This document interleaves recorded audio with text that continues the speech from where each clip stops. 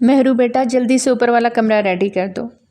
فرحت بیگم نے اپنی اکلوتی بیٹی سے عجلت میں کچن میں کام کرتے ہوئے کہا۔ اوپر والا کمرہ، اس میں کیا کرنا ہے امی؟ وہ کیوں صاف کرو؟ سبزی چھیلتے وہ ماتھے پہ بل ڈالے بولی۔ بیٹا تمہاری پھپھو ناجیہ کا بیٹا آ رہا ہے تو وہ اب یہیں رہے گا۔ وہ کیوں آ رہا ہے؟ مہرو کا منہ بنا۔ مہرو کیا مسئلہ ہے تمہارا؟ وہ آ رہا ہے تو جاؤ جا کے کمرے کی صفائی کرو، انہوں نے سنجیدگی سے کہا تو وہ برا سا منہ بنا گئے۔ آپ کی نک چڑی نند صاحبہ کا دل کیسے مان گیا ہم غریبوں کے گھر اپنا اکلوتا بیٹا بھیجنے کا؟ گاجر کی بائٹ لیتے مہرو نے مڑ کے ماں سے تفشیشی انداز میں پوچھا۔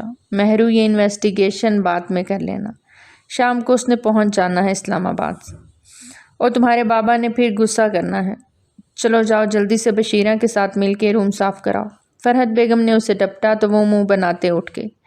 اب مہاراجہ صاحب آ رہے ہیں، ان کے لیے ایک کمرہ سجاؤ۔ وہ کافی وقت سے کمرہ سیٹ کر رہی تھی، ساتھ میں غصہ بھی کیے جا رہی تھی۔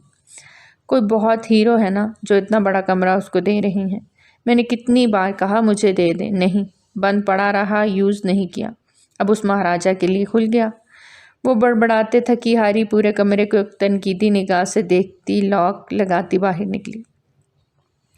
بی بی جی کام ختم ہو گیا ہو تو میں جاؤں؟ بشیرہ بیچاری بھی تھک گئی تھی۔ مہرو نے اسے چلتا کیا اور خود نیچے آتی پہلے سیدھا کمرے میں گئی۔ باتھ جاتے شاور لیا، فریش ہو کے باہر نکلی تو تھکن سے برا حال تھا۔ شاور لیتے ہی اسے نیند آنے لگی تھی، ہمیشہ کی طرح۔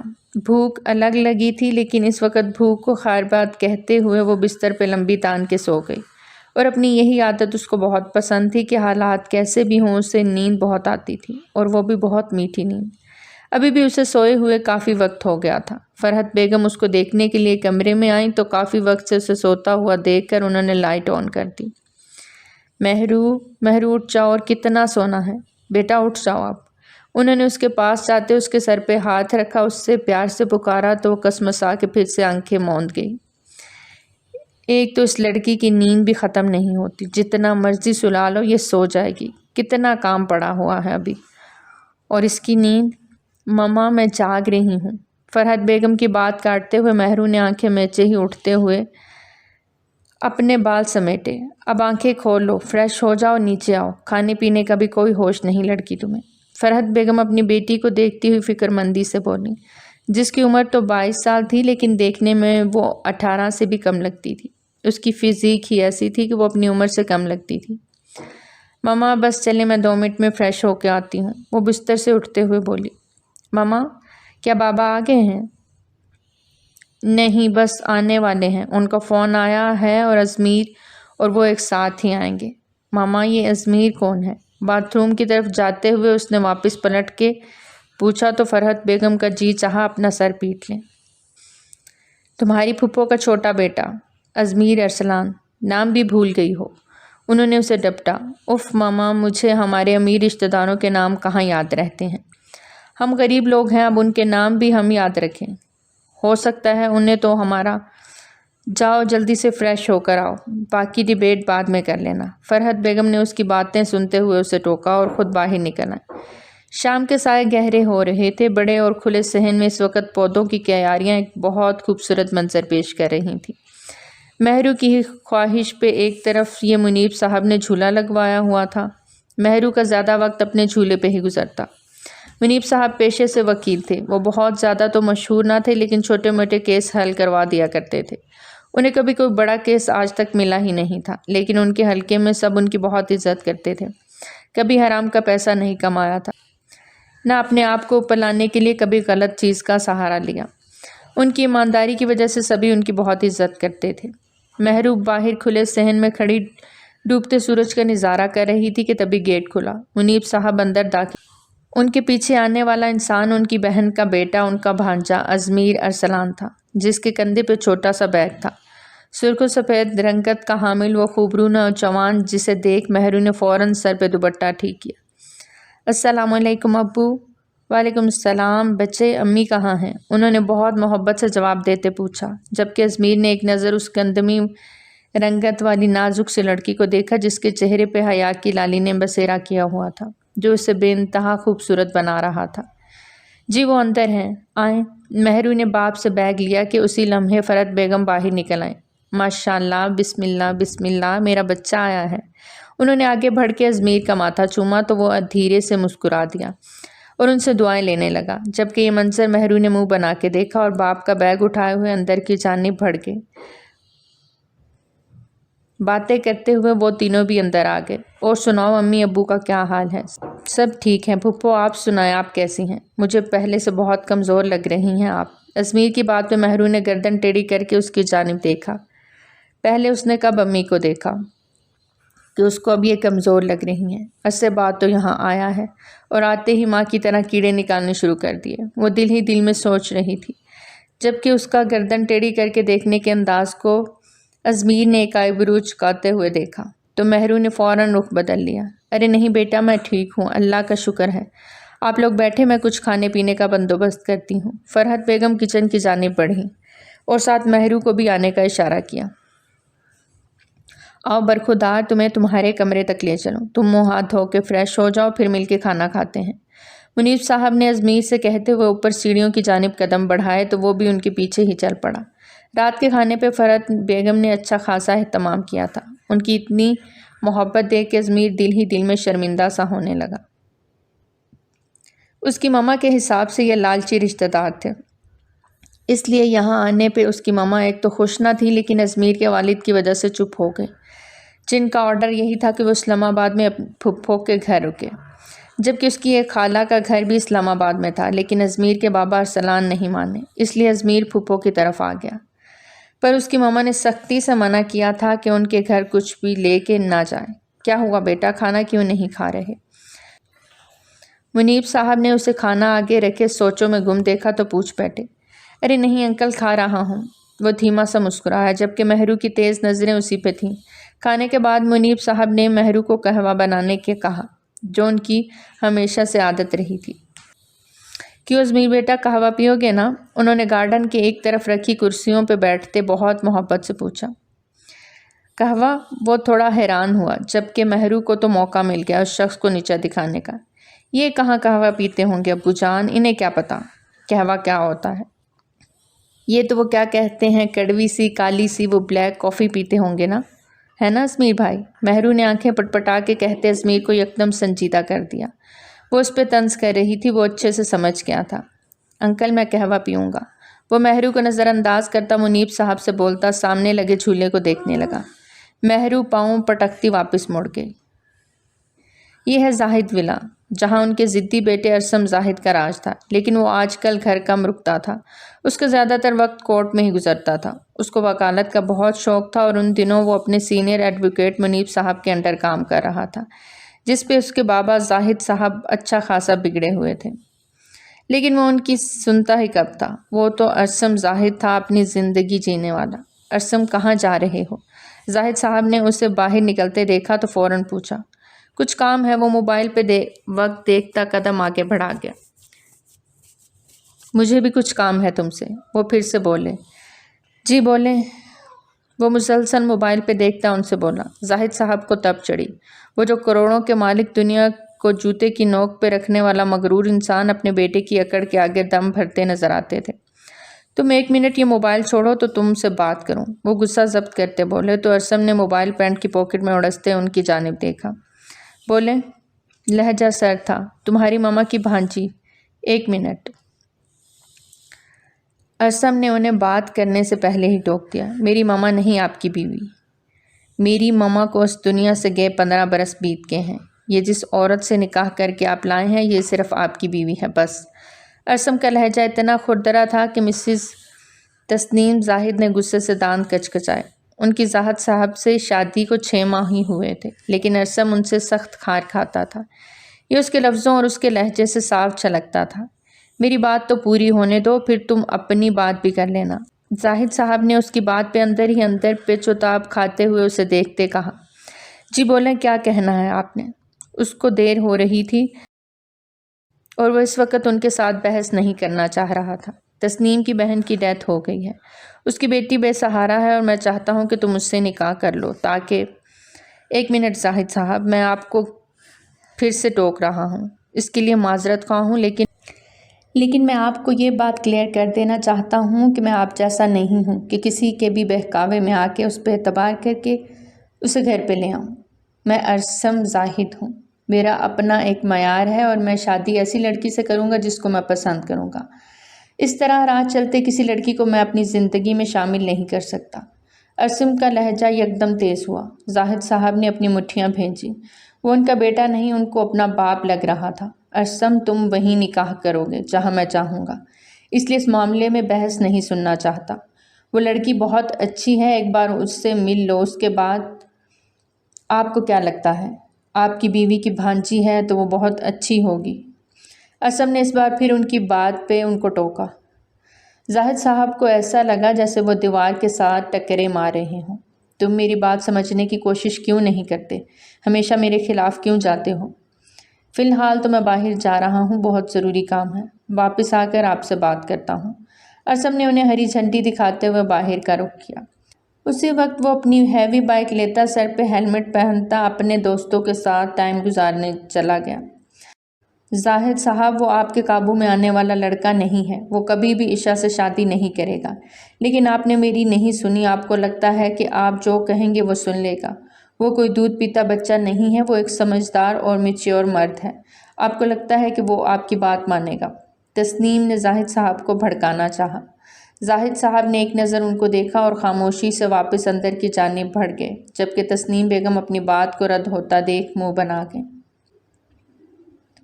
ازمیر صبح ہوتے ہی اپنے نئے پروجیکٹ کے سلسلے میں نکل جاتا اور رات کے واپس لوٹتا۔ وہ اسلام آباد میں ایک بہت بڑی بلڈنگ میں ایک کمرہ بھی لیتے وہاں اپنے پروجیکٹ کے حوالے سے کام کرتا تھا۔ اسے پھپھو کے گھر پہ سب کام کرنا مناسب نہیں لگتا تھا، اس لیے وہ اپنا پروجیکٹ کا کام وہیں باہر کر کے آتا۔ یہاں وہ اپنے بابا کے قریبی دوست اقبال صاحب کے ساتھ بہت بڑے پروجیکٹ پہ کام کرنے آیا تھا۔ یا تو ان کے آفس میں ہوتا یا اپنے بلڈنگ کے روم میں۔ وہ بہت محنتی تھا اور اس کی محنت کی لگن دیکھتے اقبال صاحب اس سے کافی متاثر نظر آتے تھے، اور اب ان کا ارادہ اس دوستی کو رشتہ داری میں بدلنے کا تھا۔ وہ یہ سب پلاننگ دل ہی دل میں بنا رہے تھے۔ ازمیر ان سب باتوں سے لاعلم اپنے کام پر ہی توجہ دیتا تھا، جبکہ اقبال صاحب کی بیٹی عروج اس کو ایک دن آفس میں دیکھتی دل و جان سے فدا ہوئی تھی۔ اس بات سے اس کے بابا بھی بہت خوش ہو گئے تھے کہ فائنلی ان کی بیٹی کو کوئی تو پسند آیا۔ ارے بیٹا، رات بہت ہو گئی ہے، ڈنر کرتے ہیں ایک ساتھ، پھر چلے جانا۔ اقبال صاحب نے ازمیر کو اٹھتے دیکھا تو پیار سے بولے۔ ازمیر نے موبائل پر ٹائم دیکھا تو رات کے 10 بج رہے تھے اور انکل منیب کی 2 کالز بھی آ چکی تھی۔ وہ رات کے کھانے پہ ان کا انتظار کر رہے تھے، لیکن کام کے دوران اسے وقت کا احساس ہی نہ ہوا۔ ارے نہیں اقبال انکل، پھر کبھی، میں نے گھر پہ نہیں بتایا، اور انکل اور پھپھو ویٹ کر رہے ہوں گے۔ ازمیر نے مسکرا کے سہولت سے معذرت کر لی۔ وہ آپ کے ماں باپ تو نہیں جنہیں بتانا ضروری ہے؟ عروج جو اندر آتے اس کی آخری بات سن چکی تھی، تھوڑا تڑک کے بولی۔ اس کے لہجے پہ ازمیر کے لب بھینچے۔ وہ میرے بابا کی بہن ہے، میرے لیے بہت قابل احترام ہے، تو مجھے ان کا خیال والدین جیسا ہی ہے۔ ایکسکیوز می انکل، اللہ حافظ۔ وہ اپنی کہتا وہاں سے نکلتا چلا گیا۔ بابا، یہ وہاں ان کے ساتھ رہتا ہے، ان کی کوئی بیٹی وغیرہ تو نہیں؟ یہ نہ ہو ازمیر اس میں انٹرسٹڈ ہو جائے، تب میرا کیا ہوگا؟ عروج کو دوسری فکر پڑ گئی۔ ارے میری جان، فکر کیوں کرتی ہو؟ آپ کے بابا ہیں نا، اور ویسے بھی اتنا بڑا پروجیکٹ ہم ساتھ کر رہے ہیں، اصلان میری ہی سنے گا۔ تھوڑا وقت گزرنے تو کوئی بھی میری بیٹی کی خوشیوں کے بیچ نہیں آئے گا۔ وہ پر یقین انداز میں بولے تو عروج مسکرا دی۔ ازمیر گھر میں داخل ہوا تو 10:30 بج رہے تھے۔ لائٹس آف تھیں، جس کا مطلب تھا کہ سونے کا وقت ہے، سو نو ڈسٹرب۔ ایک دل سوچا چپ کر کے اپنے روم میں چلا جائے، لیکن بھوک سے اس کا برا حال تھا۔ کھانا دن کا بھی آج نہیں کھایا تھا، تھکن الگ تھی، اور اب بھی وہ اسی طرح اٹھ آیا تھا۔ ابھی وہ یہ سوچ رہا تھا کہ اسے کچن سے کچھ آوازیں آئیں، شاید پھپھو جاگ رہی ہیں۔ وہ یہی سوچتے ہوئے کچن کی جانب بڑھا۔ پھپھو پلیز کھانا۔ ابھی اس کے الفاظ منہ میں تھے کہ سامنے مہرو کو دیکھ وہ یکدم چپ ہو گیا۔ اس کی نگاہ بھی اس پہ پڑی تھی۔ وہ جو برتن سمیٹ رہی تھی اسے دیکھ یکدم تیوری چڑھائے آ گئے آپ؟ مل گئی فرصت آپ کو گھر آنے کی؟ وہ تپے ہوئے لہجے میں بولتی ازمیر کو حیران کر کے۔ Excuse me? ازمیر کے ماتھے پہ بل پڑے۔ Excuse you? وہ غصے سے اس کی جانب بڑھی۔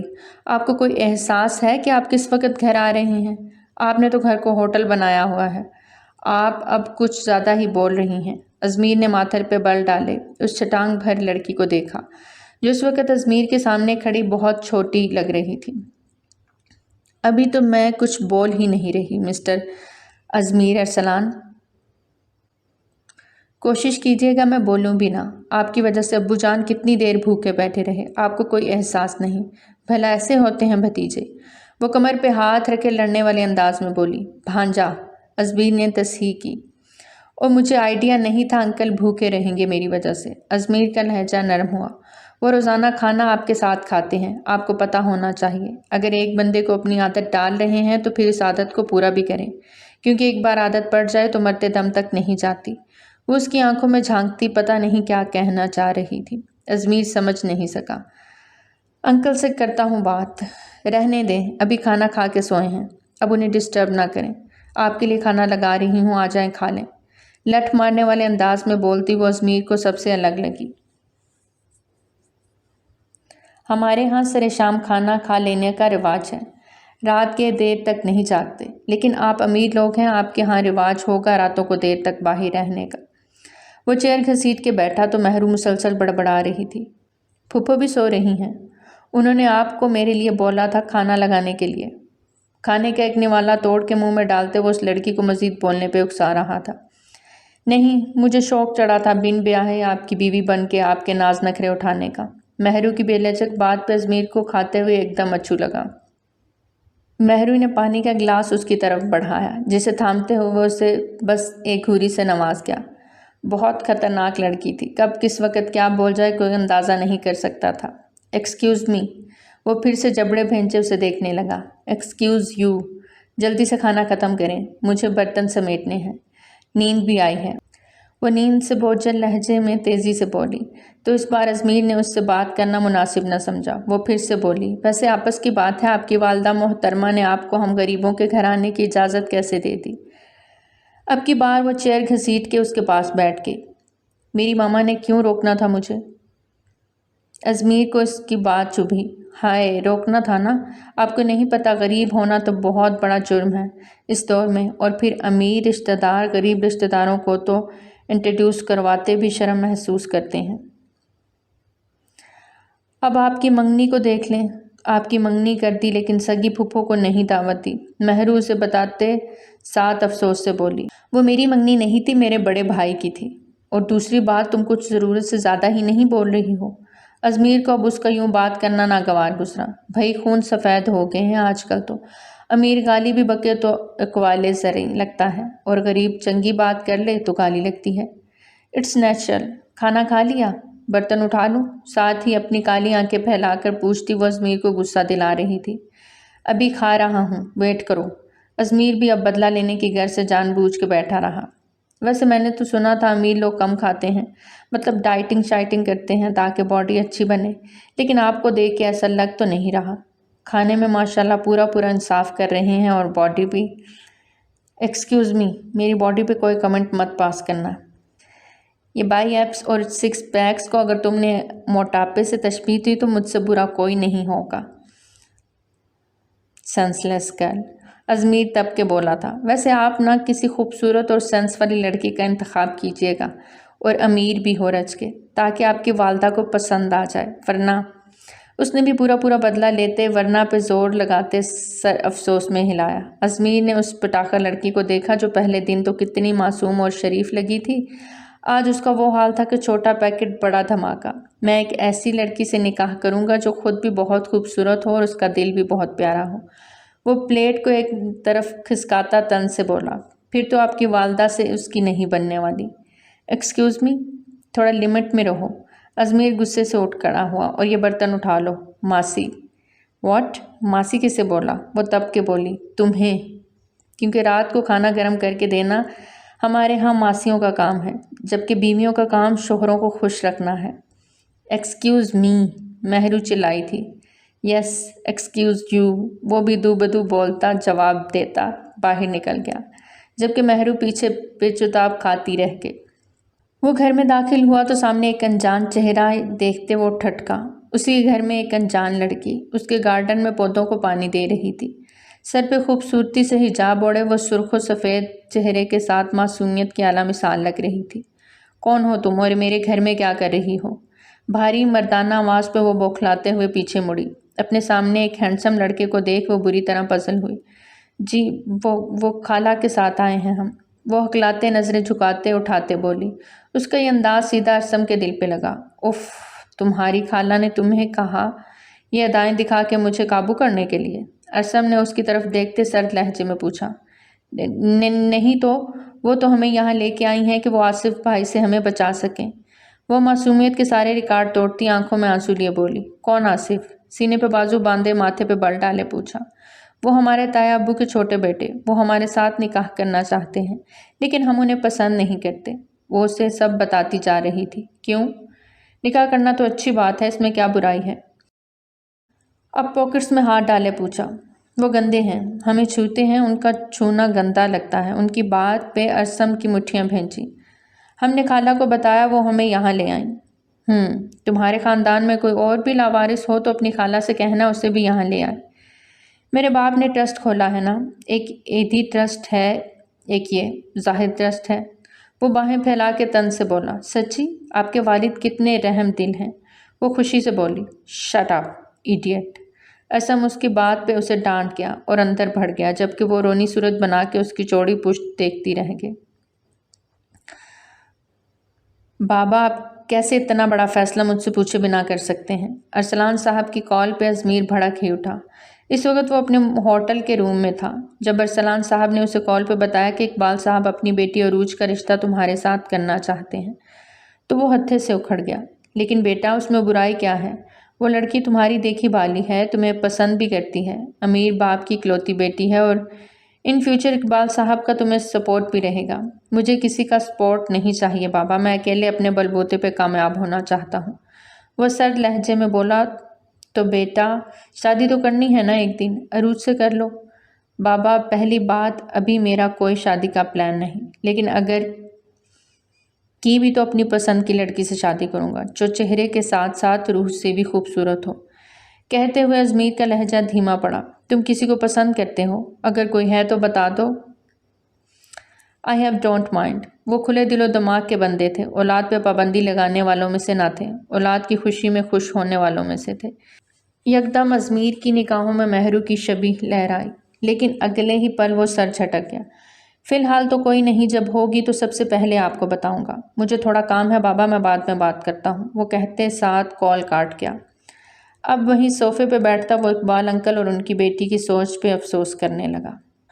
अबू प्लीज़ चले ना, मुझे जाना है आपके साथ। महरू कब से मुनीब साहब के साथ मार्केट जाने की ज़िद कर रही थी। उसे कुछ किताबें ख़रीदनी थी, लेकिन मुनीब साहब की तबीयत आज कुछ बोझल बोझल सी थी, गाड़ी चलाने की पोजीशन में न थे और बेटी को किताबें लाजमी लेनी थी। बेटा जी, कल चले जाएंगे, आज आपके अब्बू जान थक गए हैं।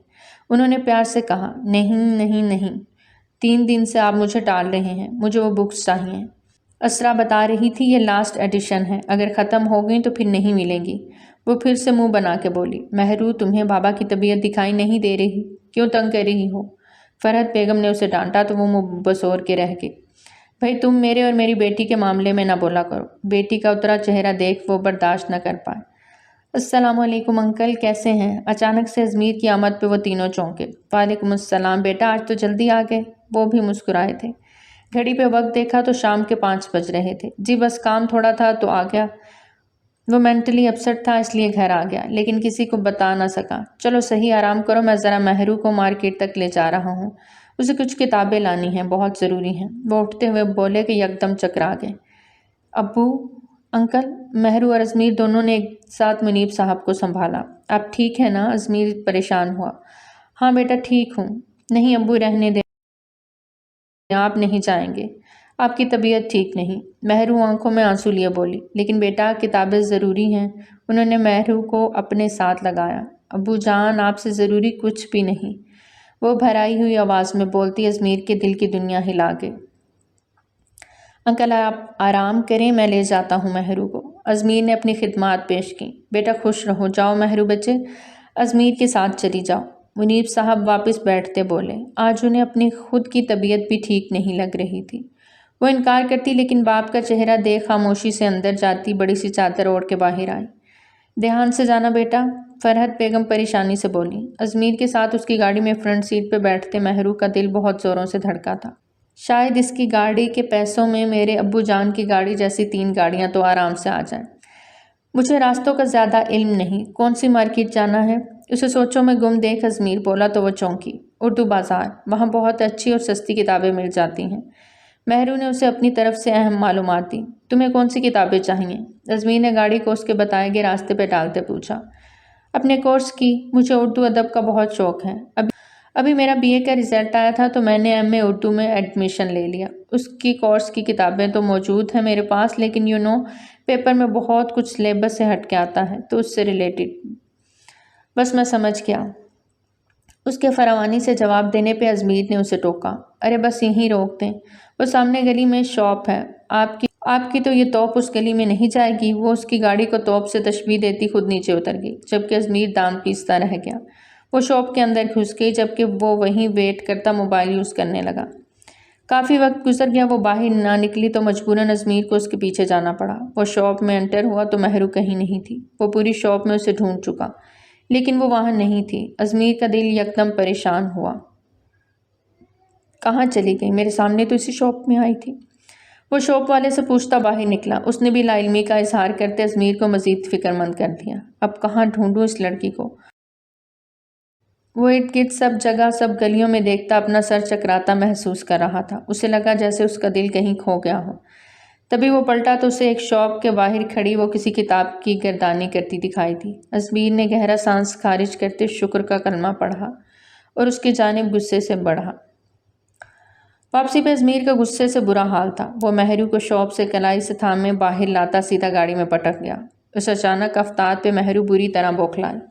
اسے سمجھ نہیں آئی ازمیر کو اچانک کیا ہوا۔ ڈرائیونگ کرتے بھی اس کا مارے غصے کے برا حال تھا۔ آپ نے مجھے بکس نہیں لینے دی، وہ منمنائی۔ بھاڑ میں گئی تمہاری بکس، وہ غصے سے چلایا تو مہرو سہم گئی۔ تمہیں کوئی احساس ہے؟ تم میرے سامنے ایک شاپ پہ گئی، وہاں سے نکل کے کسی اور شاپ میں گھس گئی۔ ایٹ لیسٹ مجھے بتا کے نہیں جا سکتی تھی؟ کیا پہلی بار آئے ہیں اس مارکیٹ میں؟ اب کی بار مہرو بھی دانت کچکچا کے بولی۔ یہاں ایک شاپ پہ کھڑے ہو کے بکس نہیں لی جاتی، دکان پھرنا پڑتا ہے، سلیبس سے ریلیٹڈ ٹاپکس دیکھنے پڑتے ہیں تب خریدتی ہوں۔ اب حرام کی کمائی تو ہے نہیں کہ ایسے ہی۔ شٹ اپ، وہ جھٹکے سے گاڑی روکتا اس پہ اکرا۔ تمہاری نظر میں جو بھی امیر ہو وہ حرام کی کمائی کھاتا ہے؟ اس کی آنکھوں میں آنکھیں ڈالتا وہ گرائے ہوئے پوچھ رہا تھا۔ سب تو نہیں، کوئی۔ وہ بول رہی تھی کہ ازمیر کی سخت کھوری پہ نگاہیں جھکا گئی۔ ازمیر نے سر جھٹکا۔ انتہائی جاہل قسم کی لڑکی ہو تم۔ ازمیر نے گاڑی دوبارہ سٹارٹ کرتے اس پہ ٹونٹ کیا۔ ہر امیر کو غریب جاہل ہی لگتا ہے۔ دوسروں میں کیڑے نکالنے والوں کو اپنے اندر سانپ کیوں دکھائی نہیں دیتے؟ وہ ازمیر تھا تو سامنے بھی مہرو نساء تھی، وہ کہاں دبنے والی تھی۔ فوراً جواب دیا، بہت کینچی کی طرح چلتی ہے تمہاری زبان۔ ایک نظر اسے دیکھتے واپس ونڈ سکرین پہ نگاہیں جمائیں۔ کاٹنی پڑے گی اور میں ہی کاٹوں گا اسے۔ ازمیر کی بات پہ وہ کانوں کی لو تک سرخ ہوئی۔ مجھے آئس کریم کھانی ہے۔ اچانک سے اس کا نیا مدعا سنتا وہ اسے گھور گیا۔ ابو کھلاتے تھے واپسی پہ، مجھے عادت ہے۔ ایک تو کتابیں بھی لے کر نہیں دیں، اب آئس کریم کھلائیں، ورنہ گھر جا کے ابو کو شکایت لگاؤں گی۔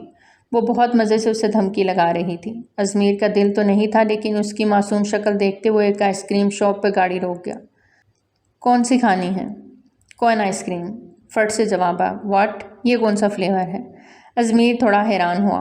اف، باہر آئیں۔ وہ جھٹ سے باہر نکلتی شاپ والے کو کون آئس کریم کا بولنے لگی۔ انکل، وہ یونیکارن کی طرح اس کی پیاری سی لیئرز بھی بنانا۔ بچوں کی طرح وہ شاپ والے کو بتا رہی تھی اور کچھ ہی منٹوں میں مشین میں اس کی کون آئس کریم بن کے تیار ہوتی اس کے ہاتھوں میں آئی۔ اس کے چہرے پہ بے انتہا خوشی تھی، جیسے بہت بڑی کوئی چیز حاصل کی ہو۔ اس نے آئس کریم کو لبوں سے لگایا، آنکھیں میچ کے اس کا مزہ لینے لگی، جبکہ اس کے گلابی لبوں کو دیکھتے ازمیر کو گلے میں گلٹی ابھر کے معدوم ہوئی۔ اسے گلے میں کانٹے سے چھپنے لگے۔ کیا ہوا، آپ نے نہیں کھانی؟ وہ اسے اپنی طرف دیکھتی آفر کرنے لگی۔ نہیں، تم کھاؤ، گاڑی میں چل کے بیٹھو۔ وہ اپنے جذبات پہ قابو پاتے بالوں میں ہاتھ پھیرتے بولا۔ پاگل ہو گئے ہیں، آپ کی گاڑی گندی ہو جائے گی، یہ پگھل رہی ہے، بعد میں آپ نے مجھے سنانی ہے۔ میری اتنی مہنگی گاڑی گندی کر دی، وہ منہ ٹیڑھا کر کے بولتی ازمیر کو بہت پیاری لگ رہی تھی۔ دور ایک گاڑی آ کے رکی تھی جس میں سے عروج یہ منظر دیکھتی دل و جان سے سلگی تھی۔ آج ہی اس نے ازمیر کو کافی ایک ساتھ پینے کی فرمائش کی تھی، جو اس نے یہ کہہ کر ٹھکرا دیا کہ اسے گھر پہ ضروری کام ہے، اور اس کا ضروری کام دیکھتی وہ پیچو تاب کھاتی رہ گئی۔ ڈرائیور کو گاڑی آگے بڑھانے کا بولتی ان پہ ایک کٹیلی نگاہ ڈالتی وہ آگے بڑھ گئی۔ میں نکاح کے لیے تیار ہوں۔ ارسم نے باپ کو حیران ہی کر دیا۔ تو تم سچ کہہ رہے ہو؟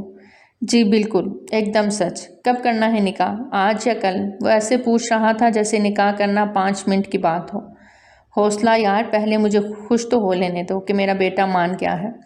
زاہد صاحب نے اس کی جانب بڑھتے اسے گلے سے لگایا تو وہ مصنوعی مسکراہٹ سے انہیں دیکھنے لگا۔ آج مجھے یقین ہو گیا تم میرے بیٹے ہو، وہ اس کا کندھا تھپ تھپا کے بولے۔ کیوں، پہلے شک تھا؟ وہ ماتھے پہ بل ڈالے بولا۔ ارے پاگل، میرے کہنے کا مطلب تھا مجھ پہ گئے ہو، وہ تصحیح کرتے بولے۔ وہ بھول گئے تھے ان کا بیٹا ایک قابل وکیل ہے، بات کی کھال اتارنے کا عادی ہے۔ خیر، میں کل ہی نکاح کا بندوبست کرتا ہوں، اگر ممکن ہو سکے تو عشاء کو شاپنگ پہ لے جاؤ۔ بن ماں باپ کے بچی ہے، اپنی پسند سے شادی کا جوڑا لے لے گی، خوش ہو جائے گی بیچاری۔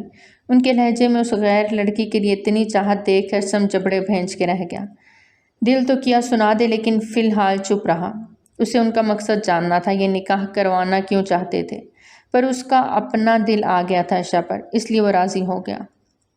لیکن جتنا وہ اپنے باپ کو جانتا تھا، مخمل میں ٹاٹ کا پیوند کبھی نہیں لگا سکتے تھے۔ ٹھیک ہے، بھیج دیں، میں باہر گاڑی میں ویٹ کر رہا ہوں۔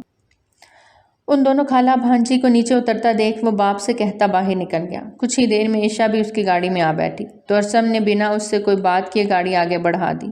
شہر کی سب سے بڑی بوتیک کے باہر گاڑی روکتے اسے لیے وہ اندر داخل ہوا۔ لیڈیز شاپ کیپر کے ساتھ عشاء کو بھیج کر خود موبائل لے کے ایک طرف بیٹھ گیا۔ گاہے بگاہے وہ عشاء کو دیکھنے لگا، جو ہر ڈریس دیکھنے کے بعد نام گردن ہلا رہی تھی۔ یہ مہارانی کو کوئی ڈریس پسند کیوں نہیں آ رہا؟ ارسم ماتھے پہ بل ڈالے بڑبڑایا کہ تبھی کسی لڑکے نے اس کی کلائی تھامی۔ عشاء کے چہرے کا رنگ متغیر ہوا۔ ارسم نے اگلے ہی پل اس لڑکے سے عشاء کی کلائی چھڑوائی۔ وہ شخص ارسم کو دیکھ تھوڑا سٹپٹایا۔ اسے لگا عشاء اکیلی تھی۔ ارسم کے ہاتھ کی گرفت اتنی مضبوط تھی کہ اس شخص کو لگا اس کی کلائی ٹوٹ جائے گی۔ کون ہو تم؟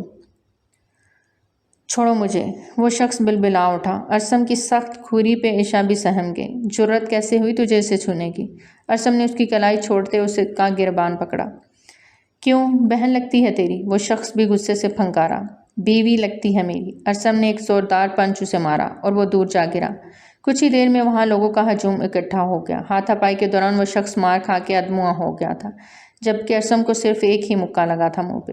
اپنے ہونٹوں سے خون صاف کرتا وہ مڑتے ہوئے عشاء کو خونخوار نگاہوں سے دیکھتا اس کی کلائی جکڑے شاپ سے باہر نکل گیا۔ عشاء اس کے ساتھ کھینچتی چلی گئی۔ گاڑی میں پیسنجر سیٹ پہ دھکیلتے خود بھی گاڑی میں بیٹھتا گاڑی کو تیزی سے کٹ کرتے روڈ پہ ڈال گیا۔ عشاء معصوم کے آنسو ہی نہیں تھم رہے تھے، جبکہ ارسم کے اتنے سخت غصے سے اس کی جان جا رہی تھی۔ گھر کے آگے گاڑی جھٹکے سے روکتے ہوئے بنا اس کی طرف دیکھے اس کے اترنے کا انتظار کرنے لگا۔ اس نے ارسم کی طرف ڈرتے ڈرتے دیکھا۔ ہمارا کوئی قصور نہیں، آصف بھائی جان بوجھ کے ہمارا پیچھا کرتے ہیں، ہمیں تنگ کرتے ہیں۔ وہ روتے ہوئے اپنی صفائی دے رہی تھی۔ نام نہ نکلے تمہارے منہ سے کسی غیر مرد کا، ارسم نے دانت کچکچاتے اسے کہا۔ اور وہ کون تھا؟ میں پتہ لگا لوں گا، اور تم سے میں نکاح کے بعد بات کرتا ہوں، اترو گاڑی سے۔ وہ اپنا غصہ دباتے بولا۔ عشاء ڈر کے فوراً گاڑی سے اتر گئی۔ اس کے گیٹ کے اندر جاتے ہی اس نے گاڑی آگے کی طرف بڑھا دی۔ اسے اب عشاء کے بارے میں سب جاننا تھا۔ جو لڑکی پہلی نظر میں اسے بھا گئی تھی اب اسے کسی قیمت پر نہیں چھوڑ سکتا تھا۔ وہ اس وقت کہیں سے بھی پہلے والا ارسم زاہد نہیں لگ رہا تھا، بلکہ ایک جنونی عاشق لگ رہا تھا جس کا سب کچھ صرف عشق ہی تھا۔ سچ کہتے ہیں محبت اچھے اچھوں کی مت مار کے رکھ دیتی ہے۔ آپ کو کل بہت ضروری کام تھا جس کی وجہ سے آپ نے مجھے کافی سے منع کیا تھا، عروج ایک ادا سے بولتے ازمیر کے سامنے چیئر پہ بیٹھی۔ آج اس کے بابا کسی خاص میٹنگ میں گئے تھے، اس لیے اپنے بابا کی کرسی پہ وہ بڑے فخر سے برجمان ہوئی تھی۔ تو لیپ ٹاپ پہ انگلیاں چلتی رکیں۔ ازمیر کے ماتھے پہ بل پڑے۔ نہیں، وہ دراصل کل شام کو آپ کو دیکھا کسی لڑکی کے ساتھ آئس کریم کھاتے ہوئے۔ کون آئس کریم؟ ازمیر نے لقمہ دیا۔ اسے مہرو کی بات یاد آئی جس پہ اس کے چہرے کو مسکان نے چھوا۔ جو عروج کو تو اس وقت زہر لگی، سم تھنگ میں بھی۔ کون تھی وہ لڑکی؟ کوئی ریلیٹیو؟ عروج کے لہجے میں حسرت تھا۔ جی، ازمیر مختصر سا جواب دیتا اب کام وائنڈ اپ کر رہا تھا۔ کافی قریبی ہے وہ؟ عروج کی سوئی ابھی بھی ادھر ہی اٹکی ہوئی تھی۔ جی بہت قریبی، ازمیر نے پر اعتمادی سے جواب دیا۔ ایکسکیوز می، ایکسکیوز یو، وہ اٹھا تھا اور اگلے پل اسے پھر مہرو کے الفاظ یاد آئے۔ ایک گال سے وہ پھر سے مسکرایا۔ شادی کا ارادہ ہے اس سے آپ کا؟ عروج نے تیز لہجے میں پوچھا تو ازمیر کے قدم رکے۔ مہرو کا خوبصورت مسکراتا چہرہ، اس کی کینچی جیسی چلتی تیکھی زبان، کیا کچھ نہ یاد آیا؟ ارادہ ہے تو نہیں لیکن بن بھی سکتا ہے۔ ازمیر ایک آئیبرو اچکاتے بولتا عروج کو آگ لگا کے وہاں سے چلا گیا، جبکہ عروج غصے سے پاگل ہوتی سب کچھ تہس نہس کر کے۔ عشا عمیر بنت عمیر احمد، آپ کا نکاح ارسم زاہد ولد محمد زاہد سے 5 لاکھ سکہ راج الوقت طے پایا ہے، کیا آپ کو یہ نکاح قبول ہے؟ عشا کے ہاتھ پیر کانپ رہے تھے۔ جی قبول ہے۔ مولوی صاحب نے اپنے الفاظ 3 بار دہرائے اور پھر وہی الفاظ ارسم سے بھی بولے۔ اس وقت وہ ہال میں بیٹھے چند لوگوں کی موجودگی میں یہ نکاح کر رہے تھے۔ فی الحال زاہد صاحب نے گھر کے اندر ہی نکاح کروایا تھا، جبکہ ولیمہ بہت دھوم دھام سے کرنے کا ارادہ تھا۔ مبارک ہو بیٹا، زاہد صاحب نے خوشی سے بیٹے کو گلے سے، جبکہ ارسم کی نگاہیں اپنی بیوی عشا پہ تھیں، جو چالیدار گھونگھٹ میں بہت ڈری سہمی بیٹھی تھی۔ وہ اس کے بارے میں سب پتہ لگوا چکا تھا۔ وہ لڑکی واقعی معصوم تھی۔ مجھے وہ شخص ہر حال میں چاہیے۔ ارسم غصے سے فون پہ بھڑکا۔ اس وقت وہ اپنے کمرے کے ٹیرس میں کھڑا فون پہ اپنے دوست سے بات کر رہا تھا۔ تسنیم بیگم کچھ دیر پہلے ہی عشا کو اس کے روم میں چھوڑ کے گئی تھی، لیکن اس کے سخت غصے سے خائف وہ عشا کو سمجھا کے خاموشی سے باہر نکل گئیں۔ عشا تو بس اس اچانک نکاح کے فیصلے کو ہی ابھی تک قبول نہیں کر پا رہی تھی۔ ایک طرف وہ آصف تھا جو اس کے ساتھ بدتمیزی کرتا تھا، اور ایک طرف یہ ارسم جو انتہائی گسیلا انسان تھا، لیکن اس کی سرپرست اس کی خالہ نے ارسم کو اس کے لیے چنا تھا تو یقیناً وہ بہتر تھا۔ گھٹنوں کے گرد بازو لپیٹے وہ ٹیرس پہ موجود اپنے مجازی خدا کی موجودگی کو مسلسل محسوس کرتے لرز رہی تھی۔ اس کے ہاتھ پیر ٹھنڈے ہو رہے تھے۔ روم میں اے سی بھی فل سپیڈ پہ تھا، پورا کمرہ کھنکی سے بھر گیا تھا، لیکن اتنا وقت گزر جانے کے باوجود بھی ارسم ابھی تک روم میں نہیں آیا تھا۔ اس نے سر گھٹنوں کے اوپر رکھے اپنے دماغ کو خالی کر دیا۔ آنکھیں میچنے کے تبھی ارسم کمرے میں داخل ہوا۔ بیڈ پہ سفید دلہن کے لباس میں اس سجی سنوری لڑکی کو دیکھ ایک پل کو وہ مبہوت رہ گیا۔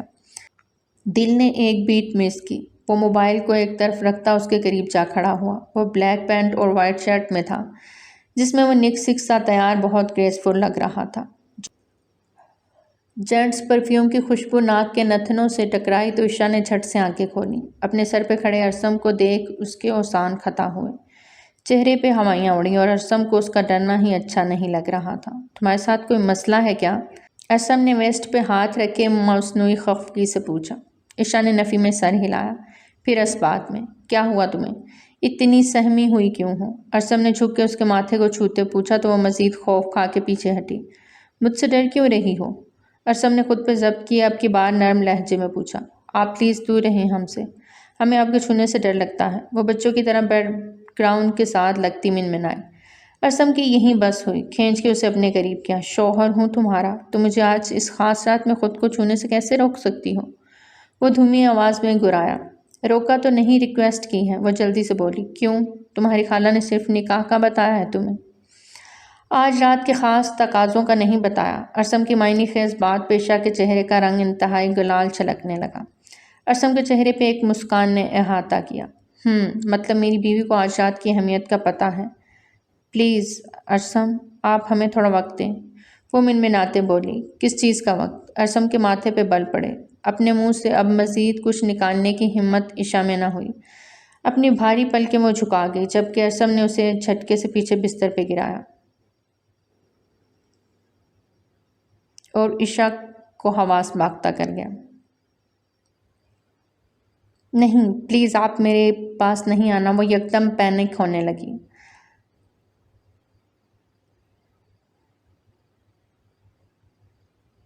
ارسم نے اس کے چہرے پہ ہلکی سی پھونک ماری۔ عشا نے اپنی آنکھیں میچ لیں۔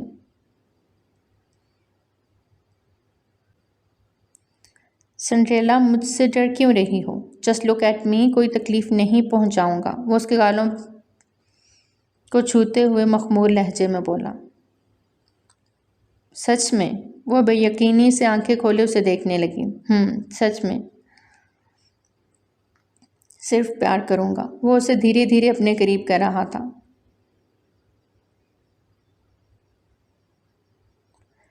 تم بھی کرو گی نا مجھ سے پیار؟ وہ جیسے جنونی ہوتا پوچھنے لگا۔ اس کی لال آنکھوں سے خوف کھاتے عشا نے فوراً سر اسبات میں ہلایا، اس کے کامتے لبوں پہ انگوٹھا رکھ کے انہیں مسلا۔ عشا کی ریڑھ کی ہڈی میں سنسناہٹ توڑ گئی، سانسیں گہری ہوئیں تو ارسم کی نگاہوں نے اس کے پورے وجود کا طواف کیا۔ حق ملکیت کا احساس جاگا تو وہ اس کے اور بھی قریب ہوا۔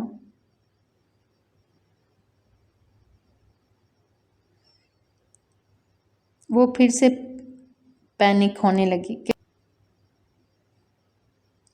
ارسم نے اس پہ اپنی گرفت مضبوط کی۔ وہ سمجھ گیا تھا کہ وہ اس کے لمس سے گھبرا رہی ہے، لیکن اب ایک پل بھی وہ اس کے بنا نہیں رہ سکتا۔ اسے اپنانا اور اس کی روح میں سمانا چاہتا تھا۔ ذرا سا پیچھے ہٹا تو وہ گھبرائی آنکھوں سے اسے ہی دیکھ رہی تھی۔ ارسم نے اس کے ماتھے پہ لب رکھتے، اس کے دوپٹے اور زیور کو اتارتے ایک طرف رکھتے اسے خود سے قریب کیا۔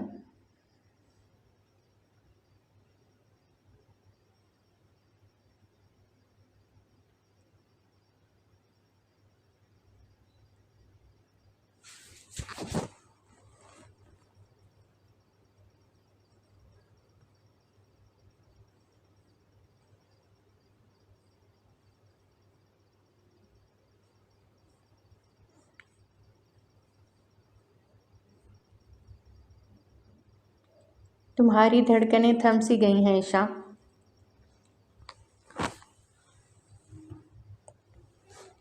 مجھے ان دھڑکنوں میں اپنا نام سننا ہے، صرف ارسم پکارے۔ وہ اس کی دھڑکنوں کو محسوس کرتے ہوئے بولا۔ اس کی اس قدر دیوانگی اور جنون دیکھتی عشا کے اوسان خطا ہونے لگے۔ وہ جنون بن کے اس پہ اپنی محبتیں برسانے لگا۔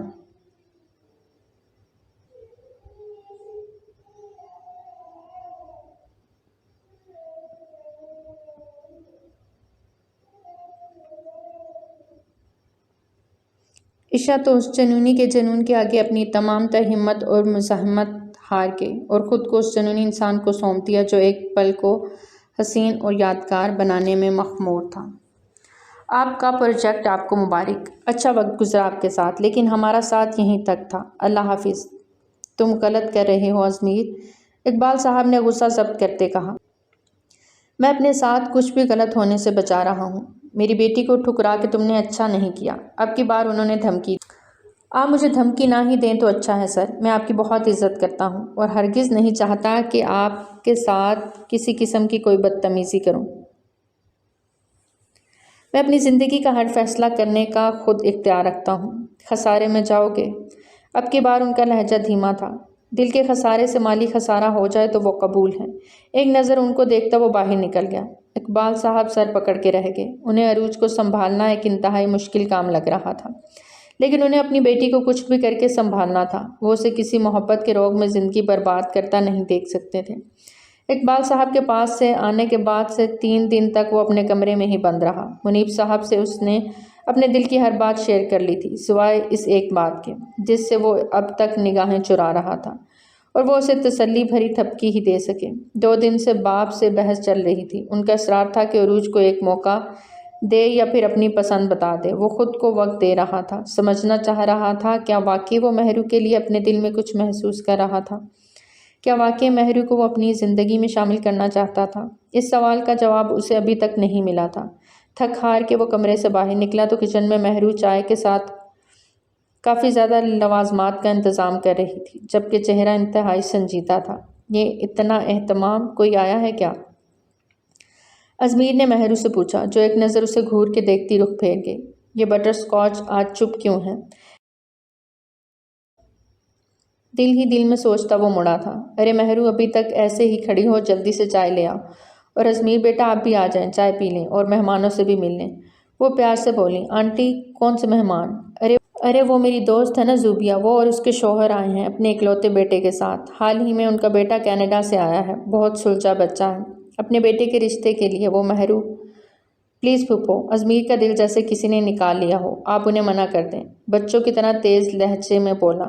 مہرو اور فرحت بیگم نے ایک دوسرے کو حیرت سے دیکھا۔ پلیز پھوپھو، آپ انہیں مہرو کا رشتہ نہیں دیں گی، بلکہ مہرو ان کے سامنے ہی نہیں جائے گی۔ وہ ان کے ہاتھ تھامے محبت سے بولا۔ لیکن بیٹا، یہ سب کیا میں آپ کا بیٹا نہیں؟ کیا میں آپ کو عزیز نہیں؟ اب وہ معصوم بنتا انہیں ایموشنل کرنے لگا۔ عزیز ہو میری جان، سب سے زیادہ عزیز ہو، پر بیٹا ابھی تو مہرو کو چائے لے کے جانے دو، وہ بشیرہ ہے نا، اسے کہیں چائے لے جائے۔ میں نہیں چاہتا کسی نامحرم کے سامنے میری مہرو جائے، آپ پلیز منع کر دیں انہیں۔ ازمیر کی باتوں پہ فرحت بیگم پریشان ہوتی باہر چلی گئی، جبکہ مہرو کمر پہ ہاتھ باندھے ازمیر کو گھورنے لگی۔ یہ سب کیا کہہ رہے تھے آپ؟ کیوں تم نے کچھ نہیں سنا؟ وہ اس کے پاس ہوتا شرارت سے بولا۔ آپ کچھ زیادہ ہی نہیں حق جتا رہے، جبکہ آپ کو پتہ ہے ہمارے سٹیٹس میں زمین آسمان کا فرق ہے، اور آپ کی والدہ۔ مومانی جان بولا کرو۔ ازمیر نے اسے گہری نگاہوں سے دیکھتے تصحیح کی۔ بچپن میں بولا تھا ایک بار تو تھپڑ پڑا تھا، دوبارہ تھپڑ کھانے کا شوق نہیں۔ وہ منہ بنا کے بولی، چلو پھر ساسو ماں کہہ دیا کرنا۔ اس کی بات پہ ازمیر نے لب بھینچے تھے۔ وہ خود بھی دل سے شرمندہ تھا جو اپنی اکلوتی پھپھو کے ساتھ کبھی تعلق نہ رکھا۔ آپ مذاق اچھا کر لیتے ہیں، بہت اچھا سینس آف ہیومر ہے آپ کا، مہرو نے مذاق اڑاتے مسکرا کے کہا تو ازمیر نے اسے کلائی سے تھامے اپنی اور کھینچا۔ میرا رومانس کا سینس بھی بہت اچھا ہے، اور یہ بات بھی تم بہت جلد کہو گی میر جانم۔ سرگوشی کرتے وہ ایک آنکھ ونک کرتا وہاں سے دروازے کی جانب بڑھا کہ پھر سے پلٹا۔ ان مہمانوں کے سامنے نہیں جانا، ورنہ کیا؟ وہ اس کی بات پہ پھر سے گھوری، ورنہ ٹانگیں توڑ دوں گا تمہاری۔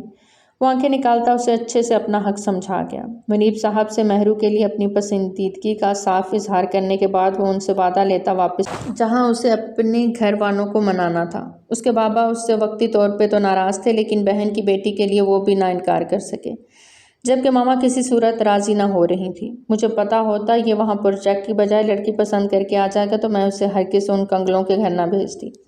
ماما پلیز، پھپھو ہیں وہ میری، اور بہت اچھے ہیں، وہ عزت دار اور شریف ہیں۔ ہاں دیکھ لی ان کی شرافت بیٹی کو پیش کر کے۔ ماما، اب کی بار ازمیر کی آواز اونچی تھی، یہ میری منشا ہے، مجھے مہرو پسند ہے، جبکہ وہ تو اب بھی راضی نہیں۔ انہوں نے صاف شرط رکھی ہے کہ اگر آپ اپنی خوشی سے اس رشتے کے لیے راضی ہوں گی تب ہی وہ مہرو کا رشتہ دیں گے، ورنہ کیا؟ ارسلان صاحب کے ماتھے پہ بل پڑے۔ ورنہ وہ مجھے خالی ہاتھ لوٹا دیں گے۔ ازمیر افسردہ ہوا۔ اچھی بات ہے، کچھ تو سمجھداری کا ثبوت دیا، نازیہ بیگم نے منہ بناتے کہا۔ ماما جیسے آپ کی مرضی، لیکن ایک بات طے ہے، شادی کروں گا تو صرف مہرو سے، ورنہ کسی سے نہیں۔ وہ اپنا فیصلہ سناتا چلا گیا۔ نازیہ فضول کی ضد چھوڑ دو، اگر بڑے بیٹے کی پسند کو فوقیت دے سکتی ہو تو چھوٹے بیٹے کے ساتھ ضد کیوں؟ آپ جانتے ہیں وہ کم حیثیت ہیں۔ وہ اپنا نقطہ نظریہ رکھنے لگیں۔ بس کر دو یار، یہ دولت، یہ جائیداد، کے رتبہ کس کام کا جب اپنے ہی ساتھ نہ ہوں؟ اتنے عرصے سے آپ انہیں غریبی کی سزا دیتی آئی ہیں، لیکن ایک بات یاد رکھیں، میری بہن اور بہنوئی بہت خوددار ہے۔ میں نے بہت دفعہ انہیں بہت ساری آفرز کی جو آپ نہیں جانتی، اور اگر وہ مان لیتے تو شاید آج ہمارے جیسے ہی ہوتے۔ خوددار لوگ اس دنیا میں ناپید ہو چکے ہیں۔ نازیہ، مجھے فخر ہے میرے بیٹے نے ایک خوددار فیملی کا انتخاب کیا ہے۔ ارسلان صاحب کی باتیں نازیہ کے دل پہ لگیں، اور پھر وہ اپنے بیٹے کی خوشی کی خاطر اس رشتے کے لیے راضی ہو گئی۔ ارسلان صاحب اس رشتے سے بہت خوش تھے۔ رشتہ ہو جانے کے ایک ہفتے بعد ہی رخصتی کی ڈیٹ فکس کر دی گئی۔ ازمیر کے بڑے بھائی کے ساتھ ہی ازمیر کی شادی کی ڈیٹ بھی رکھی گئی۔ مہرو کو یہ سب ایک خواب سا لگ رہا تھا، اور ازمیر کو شوہر کے روپ میں سوچتے اس کے دل کی دھڑکن ویسے ہی ان دنوں بڑھتی جا رہی تھی۔ ازمیر اسے 2 سے 3 بار کال بھی کر چکا تھا، لیکن وہ اٹھاتی ہی نہیں تھی۔ ازمیر بھی اب اسے رخصتی کے بعد اچھے سے ملنے کا ارادہ رکھتا تھا۔ آصف کو اپنے دوست پولیس آفیسر سے اچھے سے سبق سکھانے کے بعد آج وہ عشاء کے ساتھ ہنی مون کا پلان بناتے اب زاہد صاحب کو انفارم کر رہا تھا۔ وہ تو بہت خوش ہوئے، لیکن تسنیم بیگم کا موڈ تھوڑا آف ہو گیا۔ ابھی اتنی بھی کیا جلتی ہے، 2-3 دن تو ہوئے ہیں شادی کو۔ آپ سے کس نے مشورہ مانگا؟ ارسم نے منہ بنا کے کہا۔ ارسم، زاہد صاحب نے ٹوکا۔ بابا، میں نہیں چاہتا کوئی بھی میرے کسی معاملے میں انٹرفیئر کرے۔ میں اپنی زندگی اپنے اصولوں پہ جیتا ہوں، اس لیے نو ڈسٹربنس۔ وہ کھانے کی ٹیبل سے اٹھ گیا اور عشاء کو روم میں آنے کا اشارہ کیا۔ وہ اس کے اشارے کو اچھے سے سمجھ گئی تھی۔ 2 دنوں میں ہی اس نے عشاء کو اپنے پیار کے رنگ میں رنگ لیا تھا۔ وہ بھی خاموشی سے اٹھتے ارسم کے پیچھے کمرے کی جانب بڑھی۔ کمرے میں داخل ہوئے ارسم نے جھٹ سے دروازہ لاک کرتے اسے خود سے قریب کیا۔ وہ بری طرح بوکھلائی، لیکن ارسم کی گرفت اپنی جانب پہ بہت مضبوط تھی۔ مہرو گھونگھٹ نکالے اس بڑے سے کمرے میں ازمیر کی سیج پہ سجی سنوری بیٹھی تھی۔ دل اتنا زوروں سے دھڑک رہا تھا کہ بارات سے لے کے رخصتی تک ازمیر بہت سنجیدہ رہا۔ اور اس کی سنجیدگی اس کی ناراضی سے مشروط کرتی مہرو کو کچھ ڈر بھی لگ رہا تھا۔ دروازے کے کھلنے کی آواز پہ مہرو چوکنا ہوئی۔ کوئی چلتا ہوا اس کے قریب آیا تھا۔ دھیرے سے اس کے سامنے بیٹھتے اس کا گھونگھٹ الٹا۔ مہرو نے ایک پل کو ازمیر کی لوت دیتی آنکھوں کو دیکھا، لیکن اگلے ہی پل پلکیں جھکا گئی۔ کیا ہوا؟ میری بٹر سکاچ آج چپ کیوں ہے؟ اس کے اتنے نارمل سے انداز پہ بولنے پہ مہرو کو حوصلہ ہوا۔ مجھے لگا آپ ناراض ہیں مجھ سے، وہ دھیمی آواز میں بولی۔ ناراض تو ہوں یار، تم فون کیوں نہیں اٹھاتی تھی؟ کیا بہت بھاری تھا؟ اس طرح تو تمہاری زبان کینچی کی طرح چلتی ہے، فون نہیں اٹھا سکتی تھی؟ آپ مجھے شادی کی پہلی رات ہی ڈانٹ رہے ہیں۔ مہرو نے منہ بنایا۔ تو اور کیا کروں؟ پیار کرنے دو گی؟ 1 منٹ اتنا کہتے ازمیر آگے جھک کے اس کے گال پہ کس کرنے لگا تو اس کا پورا جسم میں جیسے سپارک ہوا۔ کیا ارادہ ہے پھر؟ آج رات باتیں کریں یا پھر پیار؟ باتیں ٹھیک ہے، مہرو نے جھٹ سے کہا، لیکن مجھے تو تمہیں ہر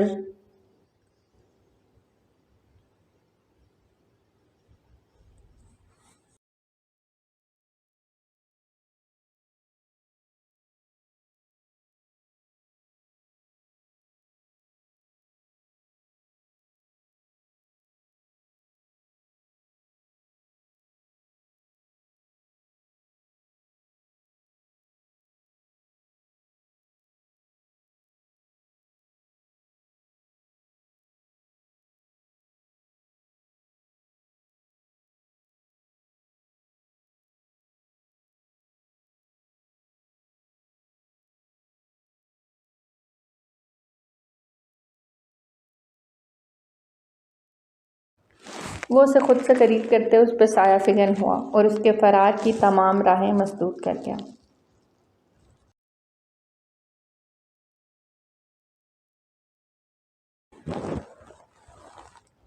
تو کیسی لگی آپ کو ہماری آج کی کہانی؟ کمنٹ سیکشن میں اپنی قیمتی رائے کا اظہار ضرور کریں۔ بہت جلد ملتے ہیں ایک نئی کہانی کے ساتھ۔ ٹل دین ٹیک کیئر۔ اللہ حافظ۔